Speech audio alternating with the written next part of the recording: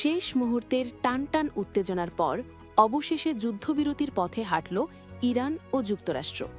দীর্ঘ ১ মাসেরও বেশি সময় ধরে চলা সংঘাতের পর দুই দেশই আপাতত সংঘর্ষ থামাতে সম্মত হয়েছে। তবে এই যুদ্ধবিরতি এসেছে কিছু কঠোর শর্তের ভিত্তিতে, যা দিয়েছে ইরান। ইরান যুদ্ধবিরতির জন্য ১০ দফা শর্ত প্রস্তাব করে।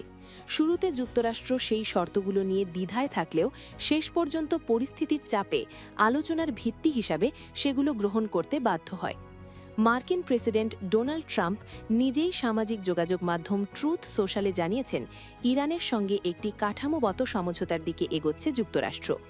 অন্যদিকে ইরানের রাষ্ট্রীয় সম্প্রচার মাধ্যম জানায়, যুক্তরাষ্ট্র নীতিগতভাবে ইরানের প্রস্তাবিত শর্তগুলো মেনে নিয়েছে।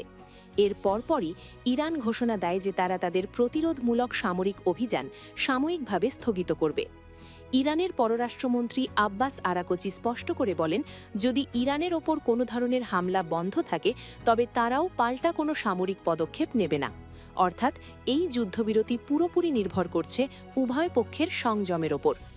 এই সমঝোতার একটি গুরুত্বপূর্ণ দিক হল হরমুজ প্রণালী। ইরান ঘোষণা করেছে, আগামী ২ সপ্তাহের জন্য এই গুরুত্বপূর্ণ জলপথ দিয়ে জাহাজ চলাচল নিরাপদ থাকবে। তবে এর জন্য ইরানের সশস্ত্র বাহিনীর নির্দেশনা এবং নির্দিষ্ট কিছু শর্ত মানতে হবে। বিশ্ব বাণিজ্যের জন্য অত্যন্ত গুরুত্বপূর্ণ এই প্রণালী নিয়ে ইরানের এমন অবস্থান আন্তর্জাতিক মহলে বড় প্রভাব ফেলেছে। ইরানের সুপ্রিম ন্যাশনাল সিকিউরিটি কাউন্সিল জানিয়েছে, এই ১০ দফা প্রস্তাব আসলে একটি বৃহত্তর চুক্তির ভিত্তি। তবে এটি কোনো চূড়ান্ত শান্তি চুক্তি নয়, বরং আলোচনার একটি প্রাথমিক ধাপ।